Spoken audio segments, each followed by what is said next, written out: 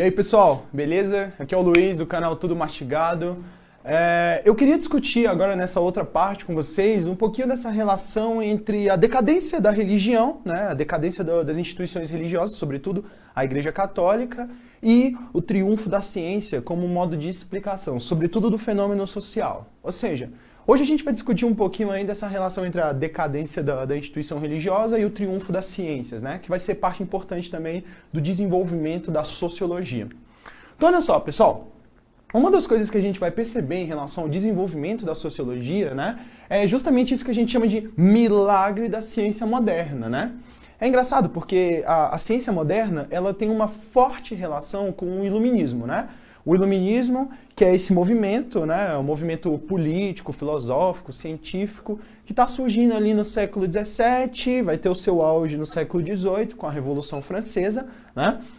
E é engraçado porque a gente começa a perceber o desenvolvimento do iluminismo e a relação do iluminismo com o desenvolvimento das ciências sociais. Ou seja, o iluminismo ele vai desempenhar um papel muito importante em relação às compreensões da sociedade, da vida humana, do conhecimento humano e vai abrir as bases para a sociologia, né? Então, existe uma relação entre o iluminismo e o desenvolvimento das ciências sociais. O interessante do iluminismo, pessoal, são as suas principais características, né? O iluminismo é um movimento que dá muita importância para a coisa da razão, da racionalidade, né? Os iluministas acreditam que o desenvolvimento da razão humana, quanto mais o ser humano conhece as coisas, quanto mais o ser humano entende as coisas, mais progresso a gente tem. Ou seja, os iluministas pensam a questão do conhecimento do ponto de vista do progresso. Quanto mais a gente conhece, mais progresso a gente tem, mais evoluído a gente se torna. Assim, não dá para julgar tanto o mérito desse tipo de pensamento, porque o ideal iluminista fracassou, né? Fracassou mesmo, tá? O que a gente percebe nas sociedades contemporâneas é que o nosso conhecimento, né, o desenvolvimento da razão, da técnica, da ciência humana, não criou um progresso, né? Na verdade, criou uma desigualdade cada vez maior, né? Você cria uma elite intelectual, você cria grupos que se apropriam da ciência para exercer um controle mais efetivo sobre a sociedade. Enfim, o que é interessante, pessoal, é que a gente começa a perceber também que a partir do iluminismo, ali essa coisa do século XVII, XVIII, o ser humano começa a ter um controle cada vez mais efetivo sobre a natureza. Ou seja, nós começamos a ter um controle cada vez maior sobre a natureza e a gente começa a falar de uma espécie de otimismo em relação às explicações científicas. Por quê? Bom, como eu já falei, os iluministas acreditam na razão, né? A razão é parte importante do pensamento iluminista. E os iluministas pensam o seguinte, olha, quanto mais a gente conhece a natureza, mais poder a gente tem sobre ela. Essa ideia de conhecimento é poder remonta ao Francis Bacon, né? Um grande filósofo empirista da modernidade, né? E quanto mais o ser humano começa a ter um controle sobre a natureza, a gente começa a prever os fenômenos da natureza, a gente começa a estabelecer uma certa compreensão mais rigorosa sobre a natureza, parece que começa a haver também um otimismo em relação às explicações científicas, justamente porque começa a haver essa crença, né, essa crença de que a ciência pode explicar tudo. Ou seja, através da ciência nós podemos compreender todas as coisas. Essa é uma visão tipicamente iluminista, né? Na era contemporânea a gente percebe que não é assim que funciona, a gente sabe muito bem que a ciência não explica todas as coisas, mas essa é a crença deles. Isso também vai ser importante para a sociologia. Então a gente começa a perceber também as questões do método, né? Olha, a gente começa a perceber que os métodos, e essa é uma discussão que se inicia com Descartes, né, lá no século XVI, né? A questão do método, ela é importante porque ela estabelece um certo rigor de pesquisa. Ou seja, o método ele vai ser importante para que a gente tenha uma maneira rigorosa de compreender as coisas e não basear a pesquisa científica apenas na opinião, né? A ciência é ciência justamente porque ela propõe uma explicação mais criteriosa, mais rigorosa das coisas, sem apelar para a opinião, para achismos, né? Então, a gente começa a perceber que já na modernidade, a gente começa a ter novos modelos de explicação. Então você vai ter o desenvolvimento de novos métodos, tanto no campo das ciências naturais, física, biologia, química, mas também no campo das ciências humanas.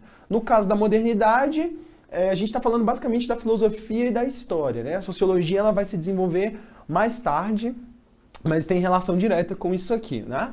Então esses novos modelos de explicação constituem novos discursos em relação à natureza, ou seja, em relação aos fenômenos da natureza. A gente começa a ter novos modelos para explicar os vários fenômenos. Você começa a ter várias explicações para o mesmo fenômeno. Essa é uma coisa bem interessante da ciência, né? Porque você começa a perceber que, de fato, você pode explicar o mesmo fenômeno a partir de várias perspectivas e de vários modelos explicativos, né? Então, assim, já na modernidade, como eu estou falando sempre, né, a modernidade vai ser um período bem interessante do ponto de vista das ciências humanas, né, a gente começa a perceber aquilo que a gente chama de um anticlericalismo. Ou seja, começa a existir nos discursos dos grandes cientistas, dos grandes filósofos, uma forte crítica às lideranças religiosas, à instituição religiosa, à instituição da igreja. Começa a haver uma crítica muito forte ao poder da igreja, um anticlericalismo. Figuras importantes que fizeram isso foi o Voltaire, né, o grande filósofo e escritor Voltaire, o Kant, né, que apesar de ser um cristão, apesar de acreditar em Deus, tem uma forte desconfiança em relação às instituições religiosas, né? Então esse anticlericalismo ele começa a se tornar mais forte. A igreja, que antes tinha um poder de explicar todas as coisas, agora começa a perder esse poder. Né? A igreja era muito poderosa, né? Na era medieval, a igreja ela controlava o poder político, ela controlava o poder econômico e ela controlava o poder dogmático, né? Ela controlava os rumos da sociedade, ela controlava o dinheiro e ela dizia o que era verdade, né? Então, com o desenvolvimento da ciência moderna, o milagre da ciência moderna, com o desenvolvimento do método, a gente começa a perceber que a ciência já não explica tudo assim. Né? Então a religião começa a ser muito criticada, né? E as lideranças religiosas começam a ser muito criticadas também. Por isso que a gente vai falar de um anticlericalismo. Outra coisa que contribui muito, né, para o desenvolvimento da ciência, para o desenvolvimento da sociologia mais tarde, vai ser isso que a gente chama de um processo de laicização da sociedade. Ou seja, se vocês derem uma pesquisada no laicismo, vocês vão descobrir que o laicismo está associado a essa ideia de uma separação rigorosa entre a igreja e o Estado, né? Existem as questões de fé e existem as questões de Estado, da lei, da ordem jurídica, política, social.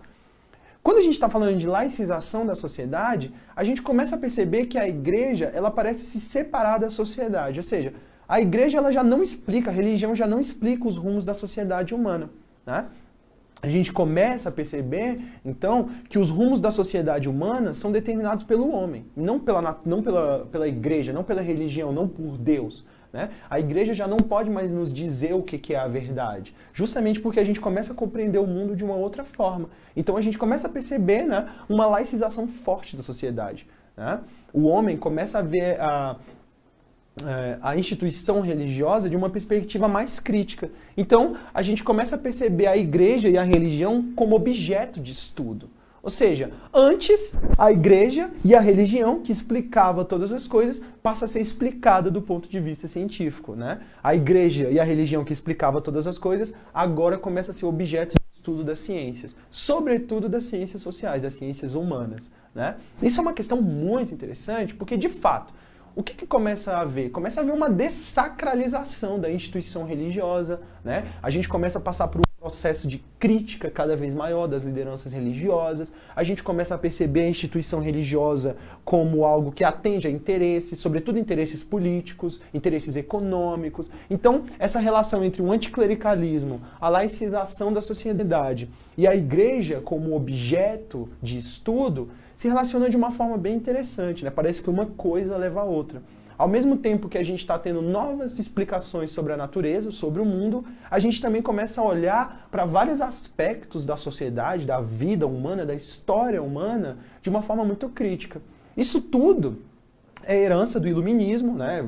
Lá do Renascimento, mas vai ter o seu auge ali com o iluminismo, e o iluminismo que vai levar à Revolução Francesa vai abrir espaço também para novas concepções acerca da sociedade. E é desse período aí, dessa relação, né, dessa forte crítica do iluminismo às várias verdades estabelecidas que a gente vai ter também as bases da sociologia.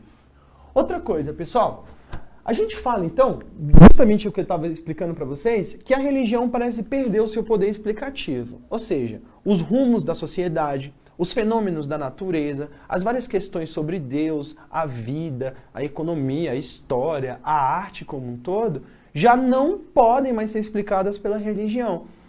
Parece que todas as coisas humanas começam a fugir do controle da instituição religiosa. Então ela perde o seu poder explicativo e ao mesmo tempo se torna um objeto de estudo, né? Ela começa a ser vista como parte de uma explicação, né?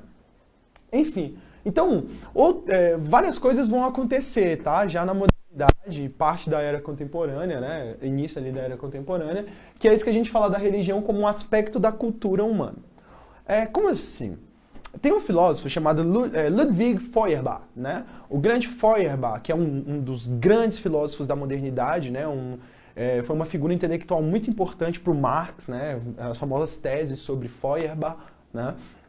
O Feuerbach, que é um grande antropólogo, ele vai começar a analisar a religião a partir dessa perspectiva. E ele vai mostrar o seguinte, olha, de fato, a religião ela parece ser uma parte da cultura humana. A religião não representa uma verdade absoluta. A religião representa aspectos da vida humana, da cultura humana, da nossa produção cultural. Então, antes a religião ela explicava tudo, mas agora ela passa a ser explicada. Antes a religião era o centro de tudo, agora ela deixa de ser o centro de tudo. Então, já que a religião é um aspecto da cultura humana, a gente começa a perceber a religião não como um discurso absoluto, mas como parte de um discurso, de uma cultura, de um grupo de pessoas, de uma crença, né, de valores estabelecidos. E o Feuerbach, ele vai ser muito famoso por falar uma frase que gerou muita polêmica, mas tem um certo fundo de verdade. Que ele vai dizer basicamente o seguinte, olha, não foi o homem que criou, não foi Deus que criou o homem, mas o homem que criou Deus. Ou seja, não é Deus que cria o homem, né? Deus é um produto do pensamento humano, da imaginação humana, né?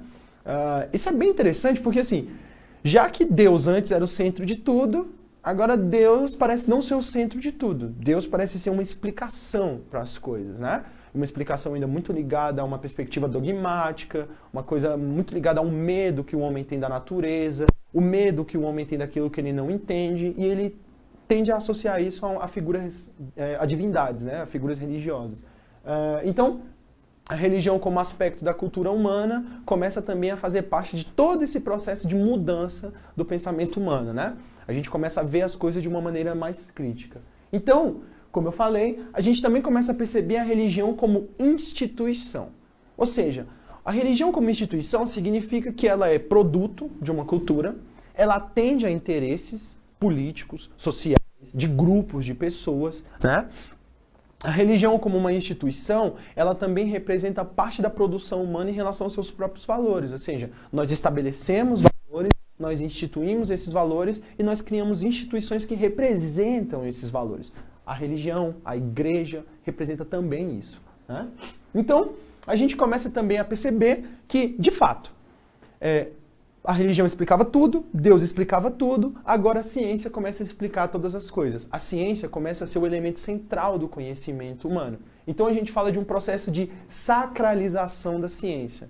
Ou seja, o homem começa a acreditar que a ciência explica todas as coisas. Isso é importante do ponto de vista histórico, mas tem um problema grave aí, que a gente só vai perceber mais tarde. A ciência não explica tudo, né? A ciência também é uma forma de explicar as coisas, assim como a religião, assim como a filosofia, assim, enfim, como uma série de discursos. A filosofia não é uma ciência, né?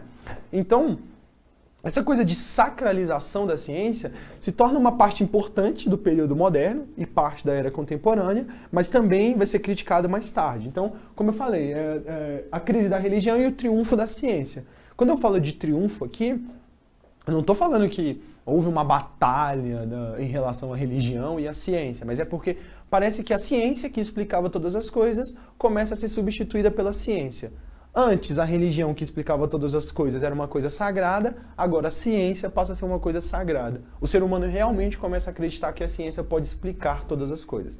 O que a gente vai perceber depois é que isso não existe, né? A ciência não explica todas as coisas. A ciência também tem seus limites. E justamente porque a ciência tem os seus limites, né, é que ela é ciência. Né? Se a ciência fosse um discurso absoluto, se a ciência explicasse todas as coisas, a gente estaria baseando a nossa verdade até hoje no pensamento de Newton, sabe? A física newtoniana explicaria todas as coisas. E não é assim. É justamente porque a física newtoniana chegou nos seus limites que ela precisou de novas teorias, né? Novas teorias foram se desenvolvendo.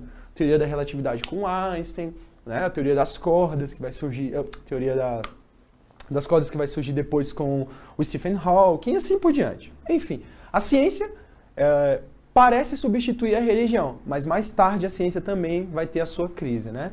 A famosa revolução das ciências, né?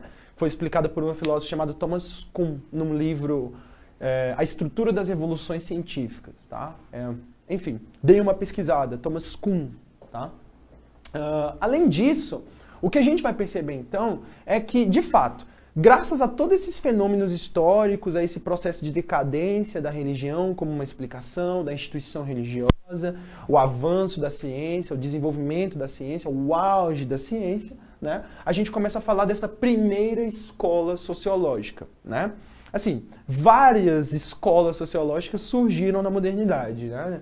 Algumas tentando justificar as mais variadas loucuras, tipo o darwinismo social, né, que é uma coisa bem interessante, né?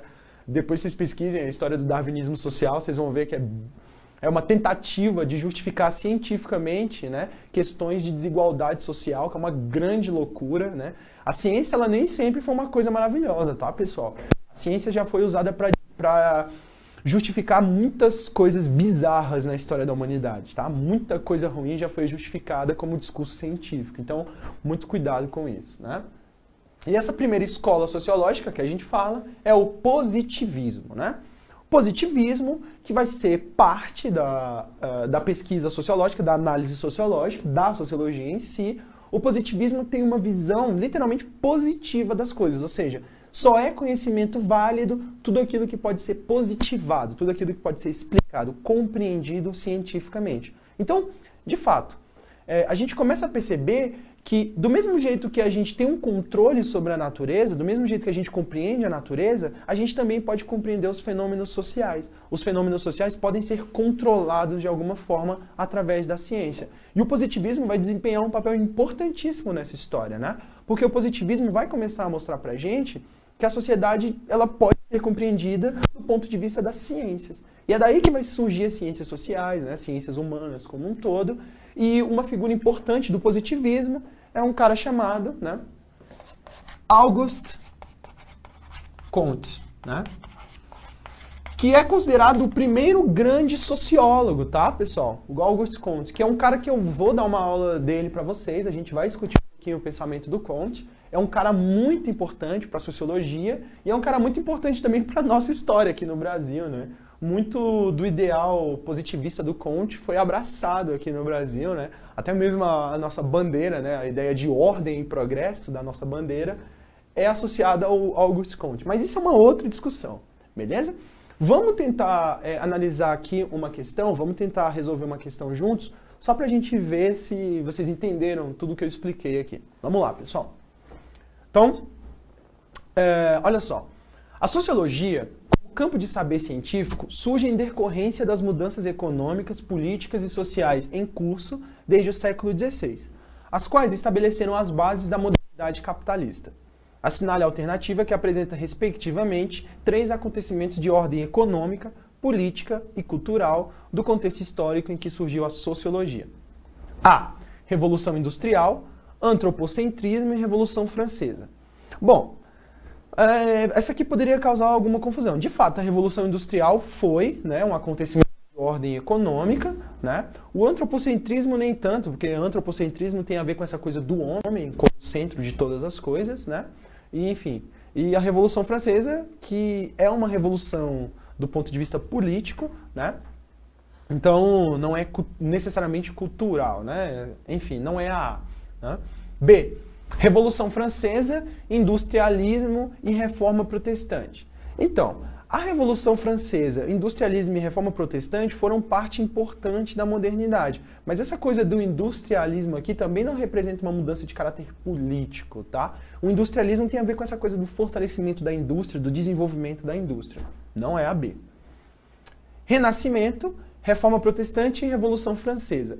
Essa daqui talvez cause alguma confusão. Por quê? Como eu já tinha falado para vocês, o Renascimento vai ser parte importante da história da sociologia, né? Só que o Renascimento não está associado necessariamente a uma mudança de caráter econômico, né? Então, aqui a gente já pode excluir justamente o enunciado, tá? Ordem econômica, política e cultural. Renascimento é um movimento cultural, então já distou ali do que está pedindo no enunciado. D. Revolução Francesa, antropocentrismo e Revolução Industrial. Aqui trocou de novo, né? Revolução Francesa é uma revolução política, o antropocentrismo até pode ser pensado em um aspecto político também, mas é outra coisa, é mais cultural. E a Revolução Industrial é que é uma ordem econômica, uma mudança de ordem econômica. Então não é a D. E. Revolução Industrial, Revolução Francesa e Iluminismo. Então, basicamente é essa a resposta, né? Revolução Industrial, que é uma mudança de ordem econômica, Revolução Francesa, que é uma mudança de ordem política, e o Iluminismo, que é uma mudança de ordem cultural. Como eu falei para vocês, o Iluminismo estabelece também as bases de todos esses movimentos históricos que levam ao surgimento da sociologia como uma ciência, né? Então volta aqui para mim, por favor. Bom, meus caros, era basicamente isso que eu tinha para falar para vocês, tá? Essa coisa do desenvolvimento da sociologia, né? Essa coisa da decadência das explicações religiosas e o triunfo da ciência. E agora, nas próximas aulas, a gente vai começar a discutir o pensamento de grandes autores, né, da sociologia. Eu vou tentar mostrar para vocês aí os 3 grandes mestres da sociologia, né? Comte, Durkheim e o Weber, né? Talvez a gente discuta mais alguns autores, mas aí vai depender dessa organização. Ainda estou montando esses conteúdos, ok? Meus caros, espero que vocês tenham entendido tudo. Era isso que eu tinha para falar. Muito obrigado pela atenção, bons estudos, um abraço e até mais. Valeu!